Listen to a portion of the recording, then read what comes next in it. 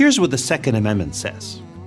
A well-regulated militia, being necessary to the security of a free state, the right of the people to keep and bear arms, shall not be infringed. The more research I did, the more I came to realize that my initial view was mistaken, and that the founders were in fact securing an individual right. The 5 justices who voted to affirm the right to own a gun in D.C. versus Heller had indeed made the correct decision. We first need to focus on the phrase, the right of the people. Note that the people are the only ones whose right is secured here, not the militia or a state government. And what was the word militia understood to mean at the time? Well, the Militia Act of 1792 defined militia to mean all white males 18 to 45. Today, of course, militia would include women and people of all races. In the 1790s, the phrase free state wasn't used to mean an individual state like New York or Rhode Island. Rather, it meant what we'd call today a free country, a nation free of despotism. Free state is what the framers wanted America to be.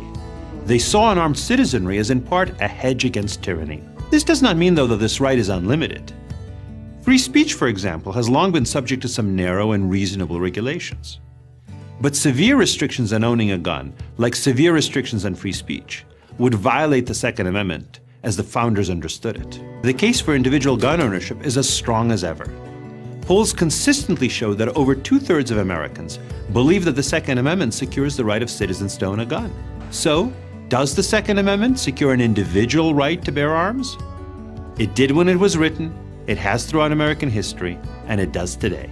In the modern political world, the terms left-wing and right-wing can often be heard and misunderstood. But what do these terms mean, and where do they come from?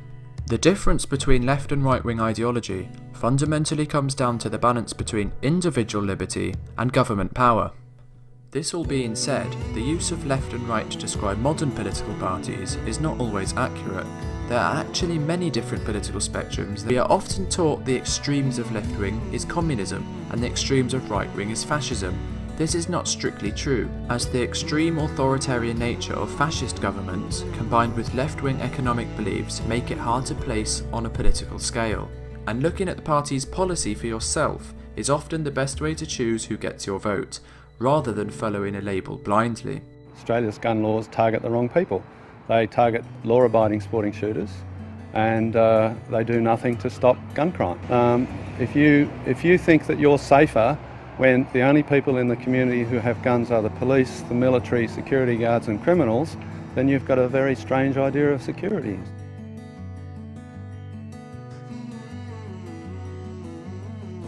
What is the current position, do you think, between America, its relationship with guns, these massacres? What is the answer? How about America get a grip with its current state of depression? And let's discuss that first, because the gun really isn't the problem. I totally agree with everything you've just said. But what I would take issue with you is that I totally understand and respect an American's basic right to defend themselves, to own a firearm. I'm not after removing your guns. I'm after a sensible compromise. In the hills of western Kentucky, Eve Haney fires an AR-15. Haney's a 62-year-old grandmother from Tallahassee, Florida. 57-year-old Dr. Laura Torres-Reyes is a retired Air Force colonel. 42-year-old Robin Sandoval is a mother of 3 from Austin, Texas. Is it more fun than empowering or empowering than fun? I think it all makes sense Empowering together. and fun. It's fun. Empowering is fun. But all of them used to hate guns. You're scared of them? I was petrified of them. Well, I didn't want them in the house. I didn't want them at home. I wanted to be my children's first responder. I wanted to protect them. Gunman Stephen Paddock modified his AR-15s into fully automatic assault rifles. Do you think there should be general civilian access to the ARs? I do, because it's our right. It's our Second Amendment right. It really goes down to that. I like having access to my AR. We have one for home defense. Well, in the midst of the sexual assault investigations in East Bakersfield, many residents remain on high alert. To better defend themselves, women are actually turning to firearms. Just with the basic knowledge that I've learned here through the classes that I've taken, it's definitely helped. And I've definitely seen an increase in women that are just empowering themselves and saying, I'm not going to wait for somebody else to protect me.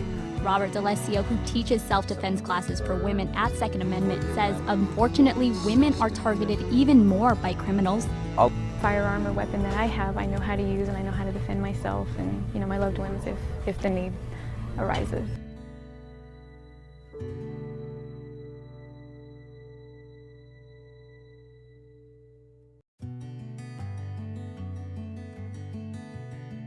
Do you want equality between men and women?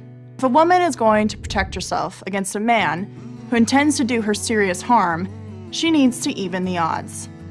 And what's the best way for her to do that? Own a gun and know how to use it. When was the last time you heard a feminist speak out for women owning guns? You haven't, because feminists aren't for gun ownership, they're for taking guns away from women. Well, you might say, if no one owned a gun, then everybody would be safer. Yes, and it would be nice if cheesecake was a diet food. In Great Britain, where it's almost impossible to get a gun, a woman is 3 times more likely to be raped than in America, according to a study by David Kopel, professor of constitutional law at Denver University. And by the way, an assailant doesn't need a gun to be dangerous. I should add that firing a gun is very rare. Just carrying it, let alone brandishing it, is a deterrent. And isn't that the issue?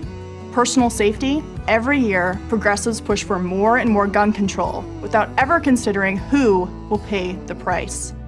It won't be the bad guys. They always get the guns they want. In America, black women face a unique set of threats.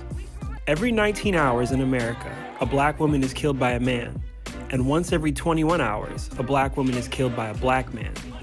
Formed in Dallas in 2015 by Nisi X. Black women should be a priority just by the numbers. More black women died as a result of intimate partner violence than black men get killed by the police. If the life giver is not safe, then the entire group of people is not safe. The world that our daughters have to grow up in is going to be a direct correlation to what we did or what we failed to do.